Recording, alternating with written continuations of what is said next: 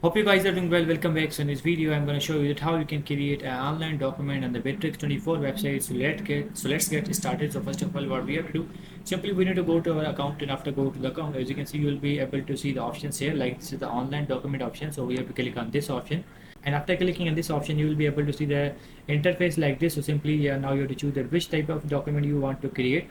For example, I want to create a doc file, so I'm going to click on this, and after clicking on this, as you can see, we need to wait for a few seconds. So as you can see, now this is the premium one.